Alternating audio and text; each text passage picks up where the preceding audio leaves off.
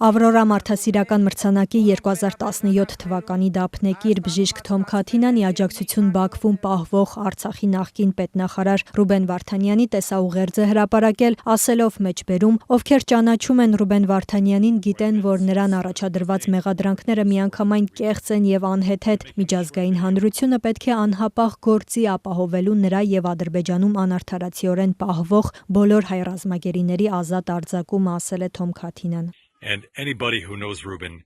knows that the charges brought up against him are completely false and completely ridiculous.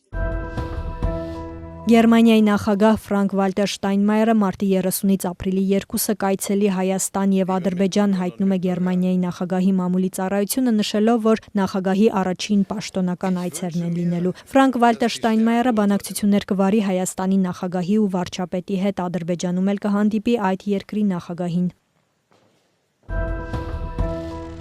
Մոսկվայից հաստատում են վաղը Միացյալ Նահանգների եւ Ռուսաստանի նախագահները հեռախոսազրույց կունենան։ Միացյալ Նահանգների նախագահն ավելի վաղ հայտարարել էր, որ Ուկրաինայի հարցով կխոսի Ռուսաստանի նախագահի հետ։ Ցանկանում ենք տեսնել, կարող ենք արդյոք վերջ դնել այս պատերազմին, գուցե մենք կարող ենք, գուցե չենք կարող, բայց ես կարծում եմ, որ մենք շատ լավ հնարավորություններ ունենք, ասել է նախագահ Թրամփը։ Եվրամիության արտգործնախարարները Ուկրաինային նվազագույնը 20 միլիարդ եվրոյի ֆինանսական աջակցության փաթեթ են պատրաստում, ասել է Հունգարիայի արտաքին գործերի նախարարը, հայտարարելով, որ Հունգարիան չի միանա այդ ծրագրին։ Մենք թույլ չենք տա հունգարացի հարկատուների փողերով ֆինանսավորել զենքի փոխադրումը Ուկրաինա, փոխարենը մենք աջակցում ենք խաղաղ բանակցություններին, ասել է Հունգարիայի արտաքին գործերի նախարարը։